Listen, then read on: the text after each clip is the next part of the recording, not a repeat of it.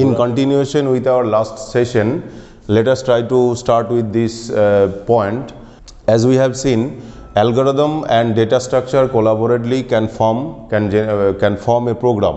Whenever we are implementing a data structure, where that data structure would be implemented and what are the issues related to that implementation.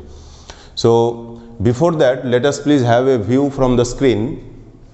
Just consider this program, and this program here you can see this is the main function. Obviously this program is in C program, C language.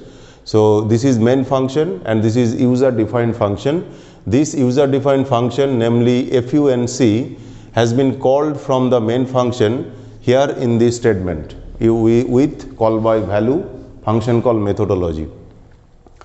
So parallel to this program, just if we analyze the diagram here, we can see that global variable static int s equal to 200, this variable, those two variables means their values have been stored there within the data segment, that is for permanent data.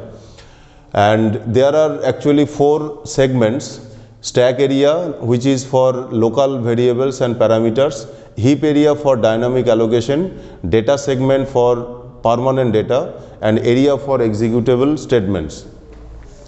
And this area will contain all the executable statements that are there within the program.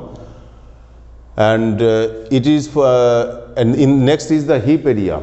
Then in the heap area you can see for dynamic allocation. So whatever dynamic allocation would be performed, those data would be stored there using within this area. And as you know that if we want to implement any data structure, or if we want to store any data dynamically, means using or within the DMA, dynamic memory allocation environment, then we will have to use those 4 functions according to necessity based on the scenario. So malloc, calloc, realloc and free. So obviously here we will have to use those 4 functions, dynamic memory allocation or deallocation functions to implement a data structure. Now whenever a data structure is going to be implemented statically, means in static implementation mode, we will have to use commonly array. And if we want to implement the data structure dynamically, we need to use linked list in general commonly, and in that case that data structure would be there within the heap area of the main memory of RAM. Now just like these simple variables, int I equal to 10, int a equal to 1, and just like other variables also, as their values are stored within the RAM or main memory, similarly whenever you will implement any data structure either in static mode or in dynamic mode, their values will also be stored there within the RAM, obviously into their suitable places or suitable zones.